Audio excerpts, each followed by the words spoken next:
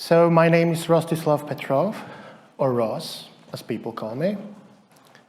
And I will be speaking about some doppelgangers that are currently turning the measurement industry upside down. And this is actually my first keynote address, my first keynote, and I was extremely nervous, so I turned to TED Talk for advice. And you know the TED Talk mantra, be gracious, be funny. Well, start with a question, tell a story.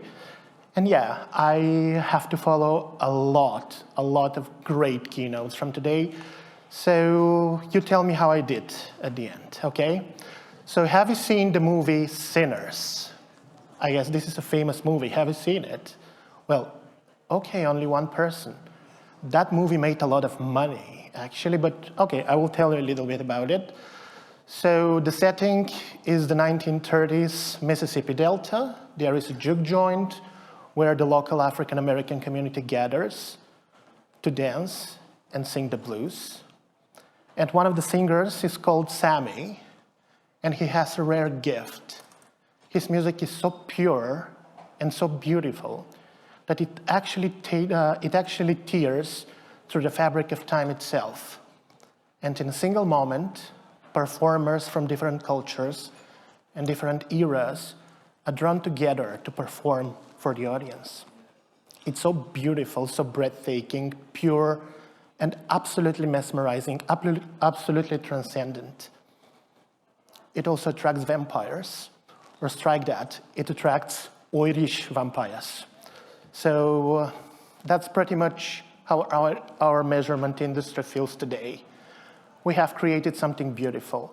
We have created platforms, beautiful platforms with massive data sets, great visualizations, rare insights, and everything happens in front of your eyes, narratives, stories.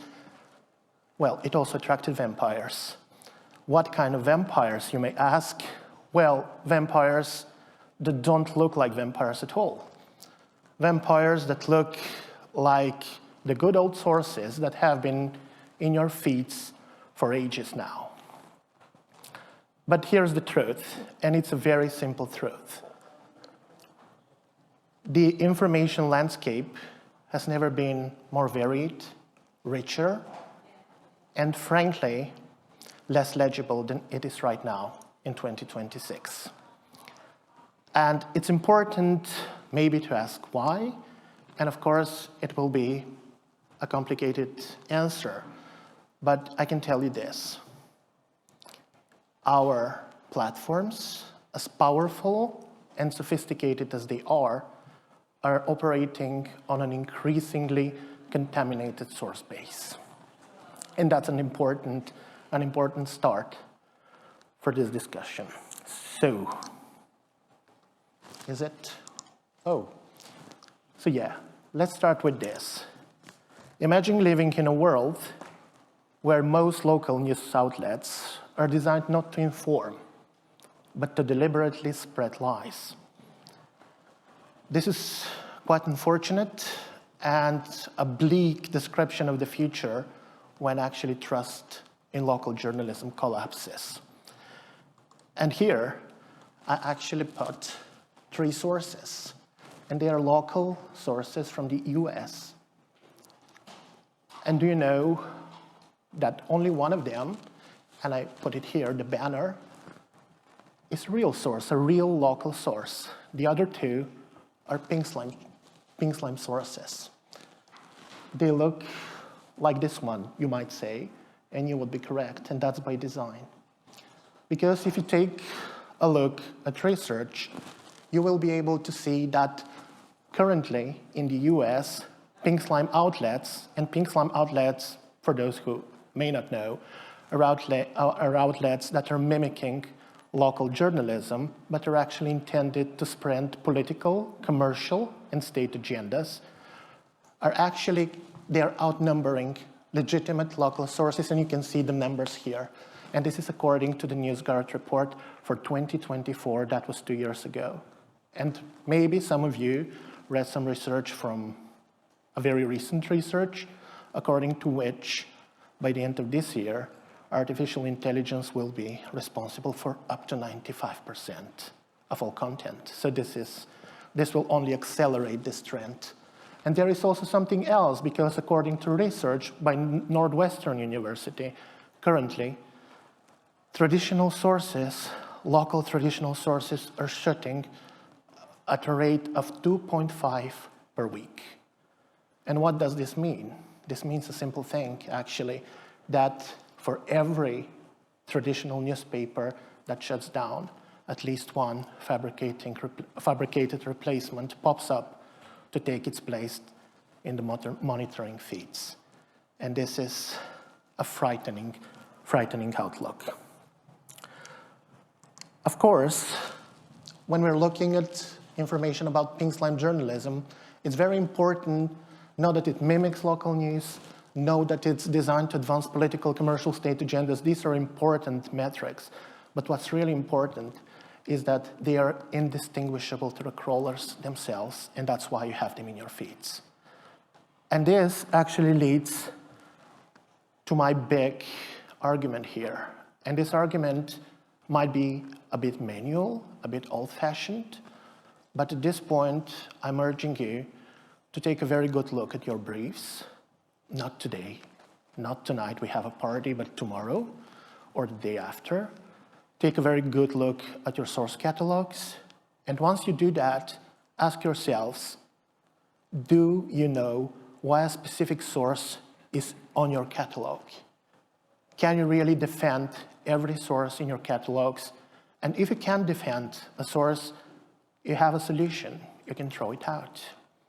And another question that you may ask is a source actually working for your client's needs?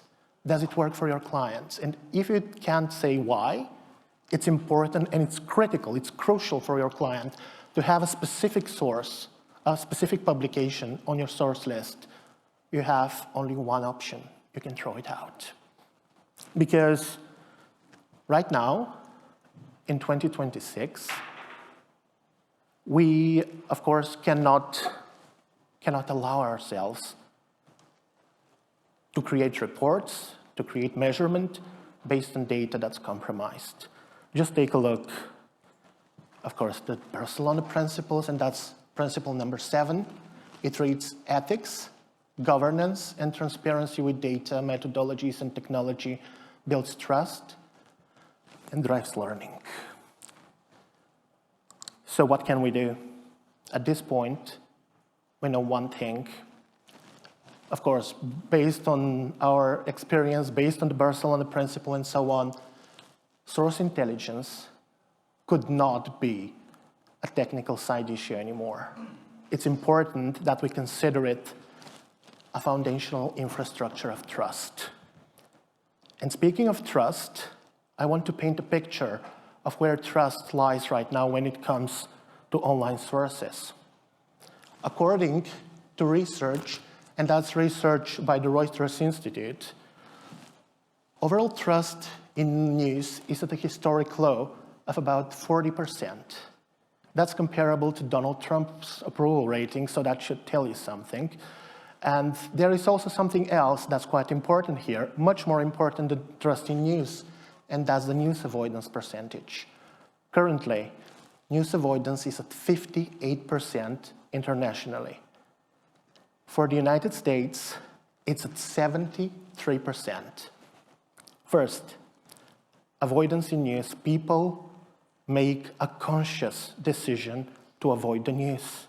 And this is a big thing. This is quite, well, I wouldn't say life-changing, but it's a huge thing for media. And here, we should actually ask something else. When it comes to news avoidance, of course, news avoidance might be attributed to media being boring, being repetitive, being exhausting. The news are quite often exhausting and boring and repetitive. But when it comes to the data for the US and for Africa, it's actually quite alarming because 73% for both, of course, the countries in Africa and for the United States on the other side, people are consciously avoiding the news.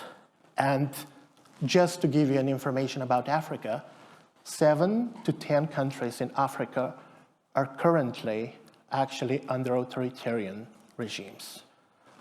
Junta, president for life, etc.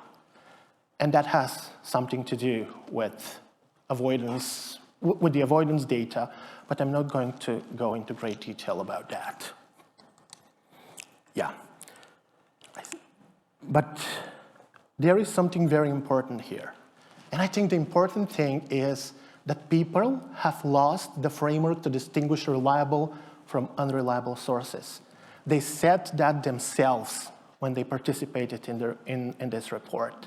Respondents, 58% of respondents said that they have lost the ability to distinguish the reliable from the unreliable. That is, to say what's true and what's not when it comes to news online. And that's a very, very big chunk of what I'm here to say. So according to TED Talk, I have to give you 10 seconds for this to land, but I believe it landed already, so I might continue. So, when we can distinguish what's real and what's not, a system is created. A system where not all sources are equal. At the one hand, we have the sources, well, a very small chunk of the sources that have retained their trust scores. Here you have national broadcasters like the CNN. Here you have wires such as Reuters. And here you have some legacy publications such as the New York Times. But even that trust is currently being eroded through sustained effort from the public, the Trump administration in the United States. On the other end, you have the rest. Here we have all the other sources, including local sources, and their impact is lessened through their, well, I wouldn't say competition, but through their coexistence with the sources that have emerged through the last 15 years, the so-called pink slime journalism sources. So, I learned this the hard way, of course, the expensive way, and I will tell you why, because this was the data. But right now, I can tell you a little bit more about the report that we have been working on. And we worked on this particular delivery 3 years ago, and it was a pharmaceutical, of course, company that was our client. And we had to deliver a report on vaccines and COVID, of course, controversial topics, of course. And that's why we really wanted to do a report that relied on way too many sources, more than 500 sources in this case. You might ask why 500 plus sources, and the answer is we were aiming at polyphony. We wanted to include as many voices as possible. We wanted to include many layers of opinions, because when it comes to COVID and vaccines, of course, the opinions are usually contrasting. And at the same time, we expected, of course, some controversy, because we were including both social media and traditional media. But we were hoping that when it comes to journalism, when it comes to the traditional media part, and when it was coming to local sources, to national sources, of course, the journalistic principle of balance of opinions, would be actually upheld. Well, something was off from the very beginning. What we discovered was that the opinions were extreme. The opinions were extremely negative toward vaccines. And, well, we expected, as I said, we expected some mixed opinions, but this extremity actually took us by surprise. So we started doing some research, we started doing some digging, and what we discovered was actually quite surprising. So when we reviewed the sources and when we reviewed the articles that were including in this research, we found that many of them were actually anonymous, or they had weird bylines such as staff, or probably a name that was attached to a number of articles, some of them covering pharma, other covering politics. And of course, the journalists had no digital footprints. And this was actually quite telling. On the other side, of course, these local sources that we were including in our research, well, these local newspapers had no local stories.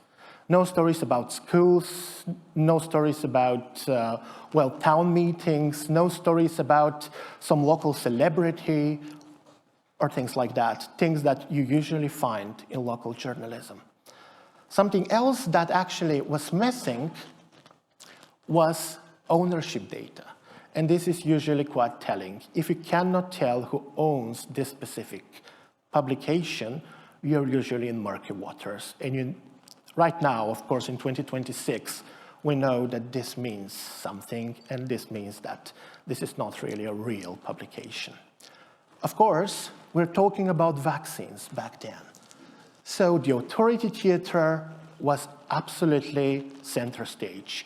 So we are encountering articles about the opinion of a venerated professor working at Cambridge, educated in the United States, Harvard, so and so. And this particular professor actually was nowhere to be found.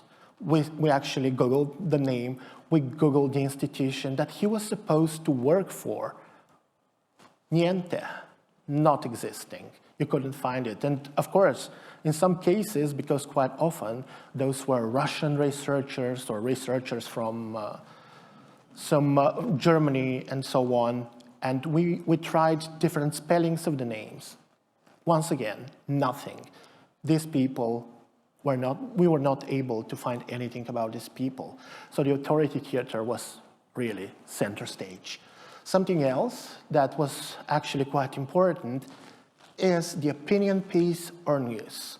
I mean, you probably know that. You've probably read some pieces, especially online, where you're reading about a story that is expected to contain a variety of facts.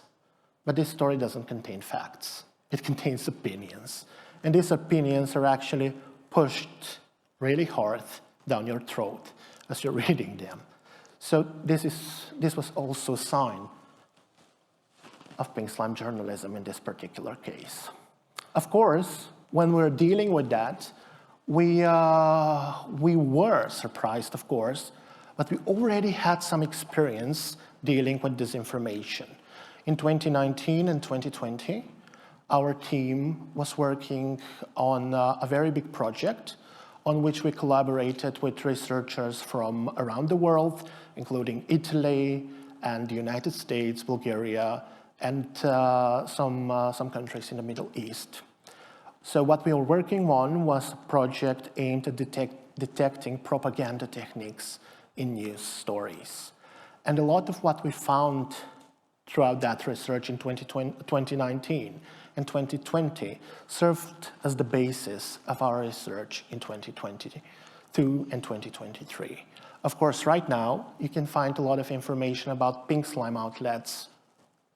Even online, the NewsGuard published a list of hundreds of pink slime outlets in the United States, so you can use it as a basis to review your source catalogs at this point. And this is actually very important. But what happened next is more important, at least for me, because back then, we found out what we were dealing with. The other thing that we actually considered was the option to actually automate the review of pink slime outlets. But first, we had to do what we are expected to do in our industry. We had to talk to our client. And actually, when it comes to a client in the pharmaceutical industry, you should know two things. Number one, this is an industry that has historically, well, done some disastrous decisions. They have made some disastrous decisions based on bad data. If you look over the years how many drugs have been FDA approved because of content that had been prepaid or content that had been based on data that was not real, you might understand why it's very important for them to have good data and to base their decisions on good data. And that what we did was we sat down and we discussed the source catalog, one source at a time. But to prepare for that conversations, we actually drafted 2 reports. The first report was based on the entire source catalog, 500 plus sources. The other was based only on sources that we could vet. And this means sources that actually had ownership data, sources that provided information about their journalists, sources that actually provided corrections under articles that had initially contained false claims, because this happens everywhere, of course. And what we found was that actually the report that contained only vetted sources was able to narrow down some important topics. It was able to come up with the correct sentiment, which was spread. Most of the articles were of course, neutral in tone, with some negativity, with some positivity, some slight positivity, which is absolutely normal when it comes to measurement. On the other hand, the other report was largely negative, because when it comes to pink slime outlets, we know one thing now. They're aimed to actually push an agenda. They're aimed to focus on the extreme, because they're aiming to create a narrative. And of course, something else and something entirely different, they are actually, all the time, they're killing nuance. And when it comes to measurement, nuance is everything. And nuance is sometimes helping our clients make a decision that will stick, and that will turn out to be the right decision for them.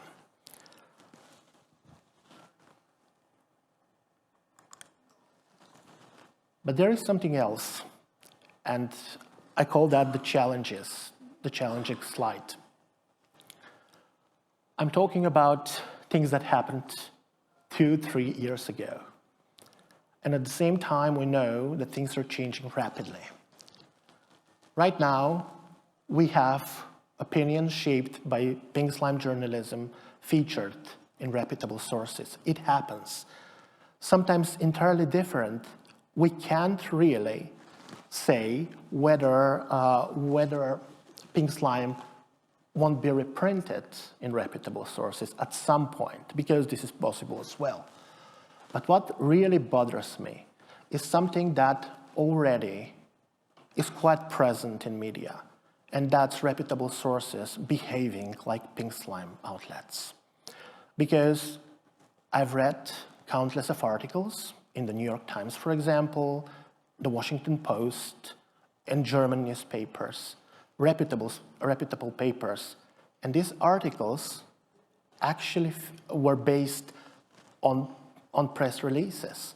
That's data, that's text, that's taken verbatim, word for word, and reprinted in newspapers. And that's absolutely pink slime behavior. And this is really bothering me. Something entirely different is how will we do source vetting if we want to, especially if we want to automate it.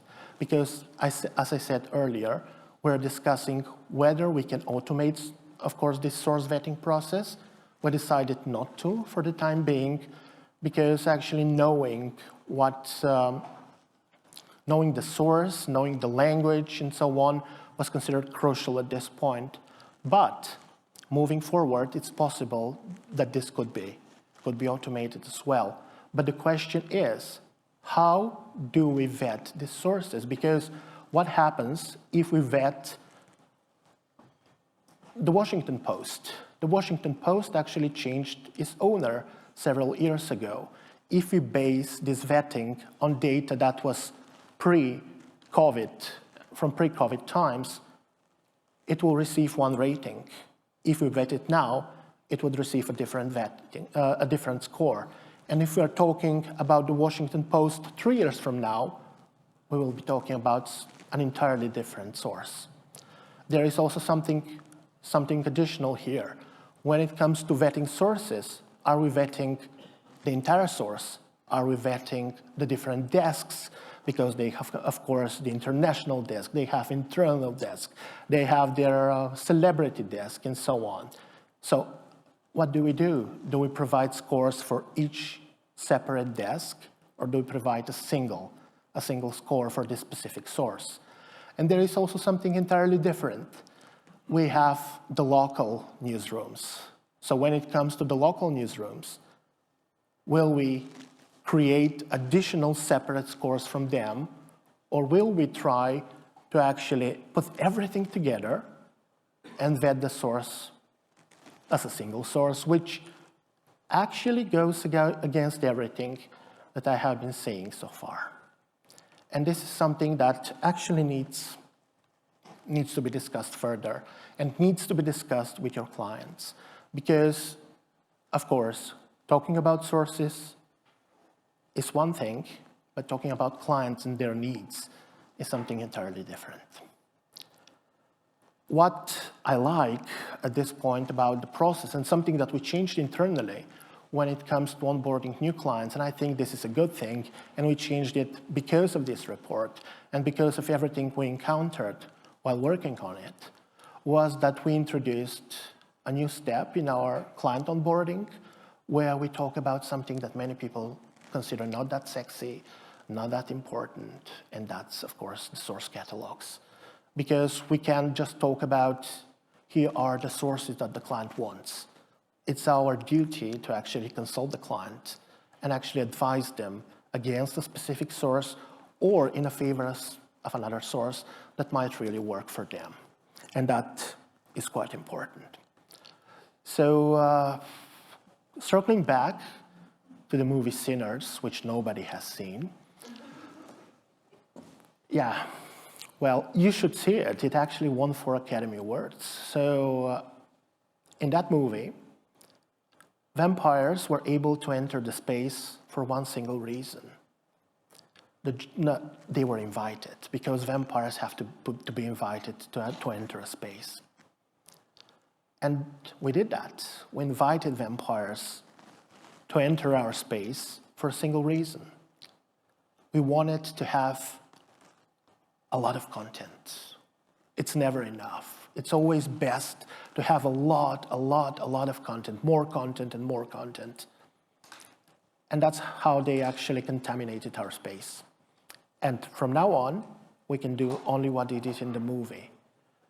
We have to actually throw them out or kill them one by one source at a time. Thank you.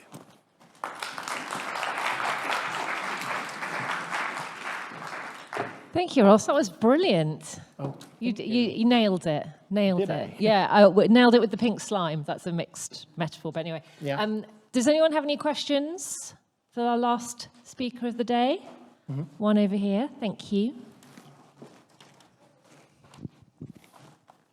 So thank you so much. That was brilliant. I liked it a lot. What's your take on listening tools? Listening tools like Talkwalker, we all love them, but didn't they invite the vampire in the end? Well, how much time do we have? It depends. Of course, I don't want to speak ill of Talkwalker because I haven't worked with Talkwalker, and I... Can any of those social listening tools where everything is in there and the numbers are big? Yeah, well, they have, of course, I know that they have social data, they have traditional media data. So when it comes to traditional media data, my understanding is usually that platforms are aiming to include as much as possible. And when they aim to include as much as possible, usually that source base is a little bit contaminated. So yeah, but it's not their responsibility really in this case. It's our responsibility, the measurement world's responsibility, to ensure that the reports are based on data that's actually clean. Because we want data, they're able to provide us with data if we want to, and at this point, it's important that we take the data and take a good look at it and clean it. Great, thank you very much. Don't let the vampires in, guys. That's a good message to end the day with, isn't it? I think there's some... please give it up for us. That's great, wasn't it? Thank you